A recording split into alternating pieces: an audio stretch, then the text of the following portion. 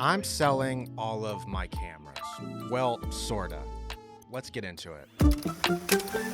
One of my favorite creators, Jayhawk, made a video over the weekend. It was about his camera situation, and it brought something weighing in the back of my mind to the forefront. And I had a question. Do these 3 cameras I have fulfill all of my creative endeavors, or do I have a little too much? And it took me a few hours, more than a few hours, to come to this conclusion, but I've ultimately come to the conclusion that you hear all the time. Less is ultimately more. Now let's get into the cameras. So my first camera is my Sony FX3. This camera is not going anywhere. It's my pride and joy. It's my workhorse. It's literally what I shoot absolutely everything with. I mean, it's by far my favorite camera.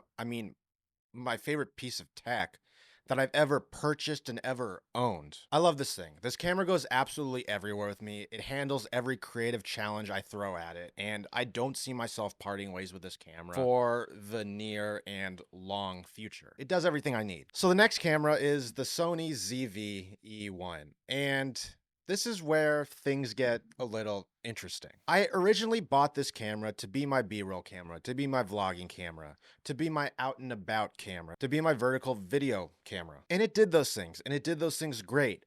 But as time went on, and my mind started to get a little bit louder with this camera, something rang on me. I always have this camera next to my FX3, and I have a choice. 9 out of 10 times, I'm grabbing the FX3.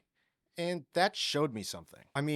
Tokyo, Hawaii, Portland multiple times, in multiple weekend trips, I found myself choosing the FX3 over the ZV-E1. So it raised the question, why is this camera still sitting on my workbench, and what are the next steps with it? So I thought, what do I use this thing for? And really the only thing I use it for is a B angle in this studio. It's this camera, the FX3 is my A camera, and then I have the ZV-E1 as my B camera. So is this full frame, cinema hybrid, S-Log3, really capable camera something that I should be using just for a B angle? Is that a waste of money and usage? That was the question I was trying to answer. My content in my channel has changed a lot over the last 6 months when I originally got the ZV-E1. As I watched back videos trying to make a decision, I ultimately came to the conclusion that I hated my B angle. I hated the way it looked. I hated the way I had to set it up.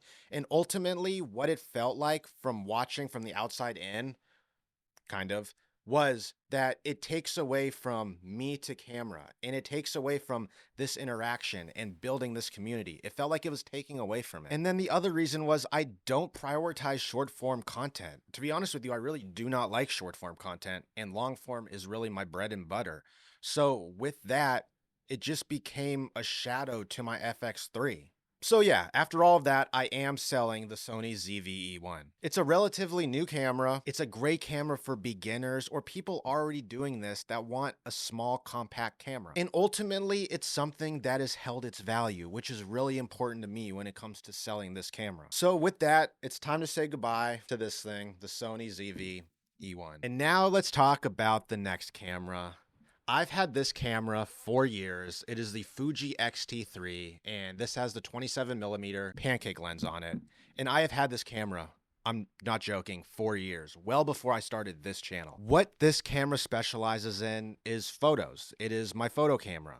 It has all of the film simulations and all the film recipes Fuji has to offer. It's got that point and shoot feel and still that small, compact body. I'm gonna be honest with you, I've been trying to get this camera off my hands for a long time because it originally played a role as a hybrid camera for me, something that was 50-50 video and photo. And as time's gone on and technology's gotten better, as it always does, this camera sort of became a piece of tech, a piece of camera equipment, a piece of camera software and hardware that ultimately I was just done with. I was ready for the next thing. Hint, the next thing. I'm not going to be getting rid of this camera and not having a photo camera. I'm going to be buying a camera that I've been wanting for a long time. It's sort of a bucket list camera for me, and I'm really excited to get it. So make sure you leave a comment down below and guess which camera I'm going to be getting. But also make sure you subscribe so you don't miss what camera I end up getting. But the camera I am getting will play that 50-50 role but does it a lot better in both fields. So if I need a video camera in a pinch, it'll be able to match up to what I need and what I want with the Sony FX3. And that's something that I'm very happy about. But also, it'll play as my main photo camera, which is something I'm extremely happy about, and I'm not going to say it. But yeah, moral of this story, getting rid of this too. The X-T3 and the lens, that's going to be going on the market. The next thing is this, the Sony 20mm f1.8 G Master lens. I need some help with this one. This is probably the hardest decision I've been trying to make. And to be honest with you, at the time of recording this video, I don't even have a decision yet. What this lens is great at is it is a sharp, lightweight, low aperture, wide angle lens. And it's somewhat cheap. You're not breaking the bank for this lens like you are with a lot of other G Master lenses. But why do I own it? Ultimately, because it's light. I have a 16-35 f2.8, which is my main lens I use for almost everything. And that thing is really heavy. When I was in Tokyo and I had the choice of grabbing this lens or the 16-35, it was a shakeup, but at the end of the day, I ended up choosing the 16-35 just because it had more versatility for me for what I was trying to do. But that doesn't mean I like to throw a light lens on this cinema rig and head out into the city and shoot and just have something of a lighter build. That was something nice that I was able to do in Tokyo and something that I ultimately feel like I might miss. But honestly, I really do not know what to do with this one. So leave a comment down below what you think I should do. I have been eyeing another lens, another Sony lens for the past well over a year, and well, it rhymes with nifty.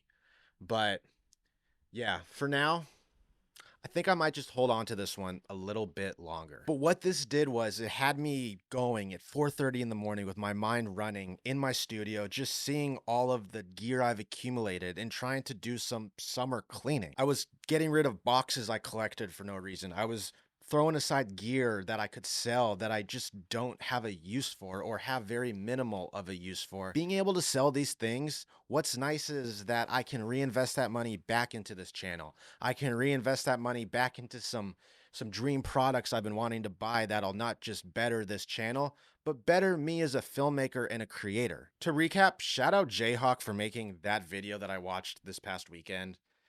That video made me have a reality check and kind of just see what I had going in this studio and what can go. So I need to go get some numbers on all this stuff and see how much I can make and how much can go towards a new camera. Make sure you hit that like button and subscribe to this video because you don't want to miss what camera I end up getting.